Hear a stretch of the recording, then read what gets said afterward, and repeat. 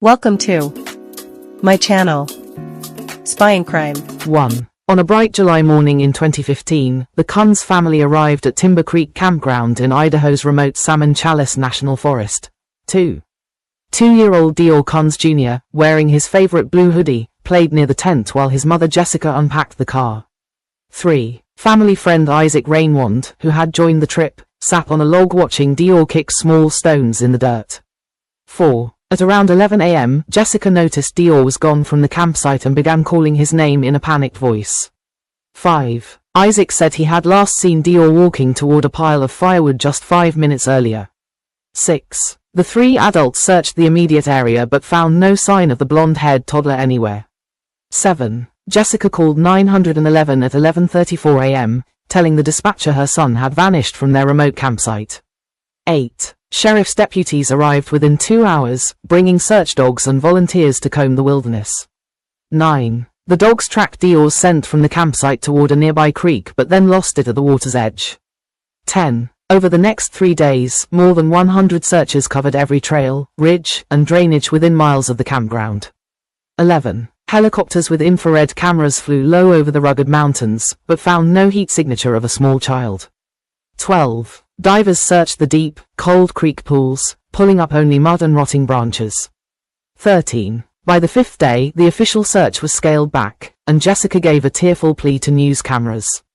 14. Detectives noticed inconsistencies in the adult stories, especially Isaac's timeline of when he last saw Deorr. 15.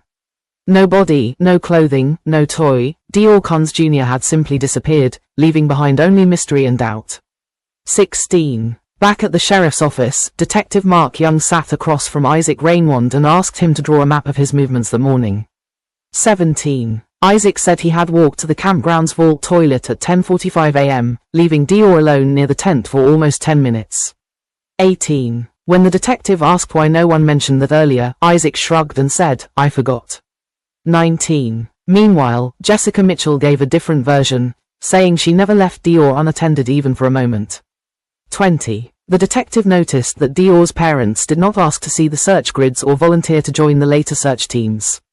21. A week after the disappearance, cadaver dogs were brought in, and they alerted on the interior of the family's silver SUV. 22. The dogs also hit on a small patch of dirt near the campsite fire ring, where someone had recently dug. 23. Investigators dug up the fire pit but found only old ash and a melted plastic spoon. 24. When confronted about the dog alerts, Jessica said, Deorr must have crawled into the car and then walked away again.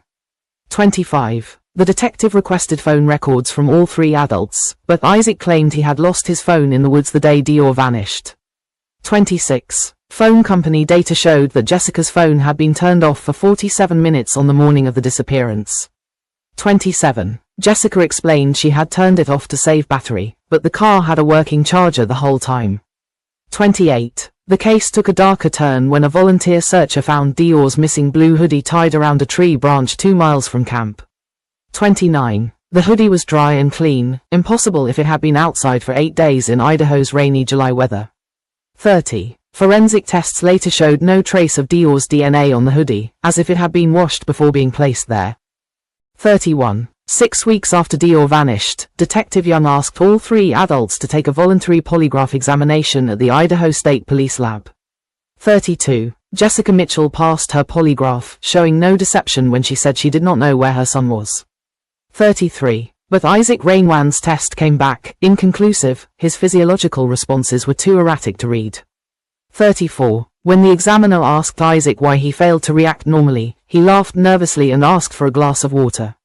35. A second polygraph was scheduled for the next week, but Isaac never showed up, claiming his car had broken down. 36. Detectives then discovered that Isaac Reinwand had a prior criminal record for lying to police in a missing persons case in another state. 37. That previous case involved a young boy who had been reported missing but was later found safe at a relative's house, after Isaac gave false directions to searchers. 38. Back in Idaho, investigators obtained a search warrant for the Creek Campground, this time using ground-penetrating radar. 39. The radar showed a large, shallow disturbance in the soil about 300 yards from the Kunz family campsite. 40. Deputies dug for 4 hours but found only a decomposed deer carcass buried by a hunter months earlier. 41. By autumn, the search was officially declared suspended, a word detectives use when they have no body and no confession. 42. The Kunz family moved from Idaho to Texas in the middle of the night without telling the sheriff's office. 43. A Texas tip line received a call from a neighbor who heard Jessica say, "We can't talk about Idaho ever again." 44. Detective Young flew to Texas to interview Jessica again, but she refused to speak without a lawyer present. 45. 10 years later, no remains have been found, no arrests have been made, and Deorr Kunz Jr. remains a ghost in the Idaho wilderness.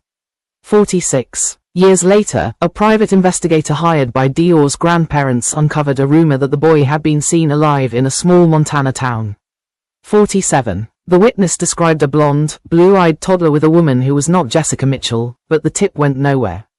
48. Another theory emerged, that Deorr had died accidentally at the campground, and the adults staged a disappearance to avoid responsibility. 49. The cadaver dog hits on the SUV and the fire pit supported this theory, but without a body, prosecutors could not file charges. 50. Isaac Reinwand's mother told a reporter that her son confessed to her in 2016, saying, "They'll never find him." 51. Isaac later denied ever saying that, and his mother recanted her statement after receiving a threatening phone call. 52. A shocking twist came when a hiker found a child's gray pants near a remote Idaho cave system in 2018. 53. DNA testing confirmed the pants belonged to Deorr, but there were no bones or other clothing nearby. 54. The cave system had never been searched because the adults told police Deorr was afraid of the dark and would never go near caves. 55. Detectives now believe the adults deliberately misled the search to keep investigators away from key locations. 56. In 2019, a grand jury was convened in Idaho to hear evidence against Jessica Mitchell and Isaac Reinwand. 57. The grand jury did not issue an indictment, citing insufficient physical evidence to prove a crime had occurred. 58. Jessica Mitchell now lives in a different state under a new name, and she has not spoken to police since 2017. 59. Isaac Reinwand was arrested on an unrelated charge in 2020 but released when the witness failed to appear in court. 60. Today, the Timber Creek Campground sign still stands, but visitors say they feel a strange silence where Deorr Kunz Jr. took his last breath. 61. In 2021, the FBI quietly reopened the Deorr Kunz Jr. case, assigning 2 new agents who had never worked the original investigation. 62. The agents flew to Texas to re-interview Jessica Mitchell, but she met them at the door with a lawyer and said nothing. 63. The lawyer handed the agents a single sheet of paper. Jessica invoked her Fifth Amendment right against self-incrimination. 64. Without Jessica's cooperation, the agents turned to Isaac Reinwand, who was living in a trailer park in rural Oregon. 65. Isaac agreed to talk but only if the agents bought him lunch. He chose a gas station hot dog and a Mountain Dew. 66. Over lunch, Isaac said, "That kid is gone. You're never gonna find him. Some things are better left alone."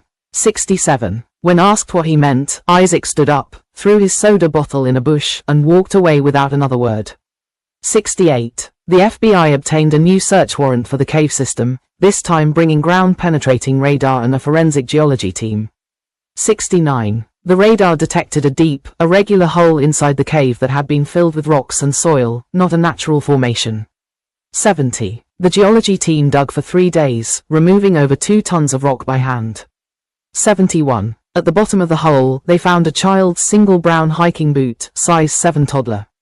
72. DNA from the boot matched Deorr's toothbrush, but there was no bone, no other clothing, and no explanation for how the boot got there. 73. The FBI consulted a child abduction expert who said, "Someone put that boot there to mislead investigators." 74. That expert noted that the boot was placed too deep for an animal to carry it and too neatly covered for an accident. 75. In 2022, a new witness came forward. A woman who had camped near the Kunz family on the morning Deorr vanished. 76. The witness said she saw a 4th adult, a man she did not recognize, walking away from the Kunz campsite carrying a large duffel bag. 77. The Kunz family had always said only 3 adults were at the campground: Jessica, Isaac, and Deorr's father, who left early that day. 78. The FBI released a composite sketch of the unknown man. Thin face, baseball cap, sunglasses, no visible tattoos. 79. Jessica's lawyer issued a statement calling the sketch a fantasy and refused to comment further. 80. As of 2026, the fourth man has never been identified, and Deorr Kunz Jr. remains one of Idaho's most haunting cold cases. Thanks for watching. Like, comment and subscribe my channel. Spying Crime.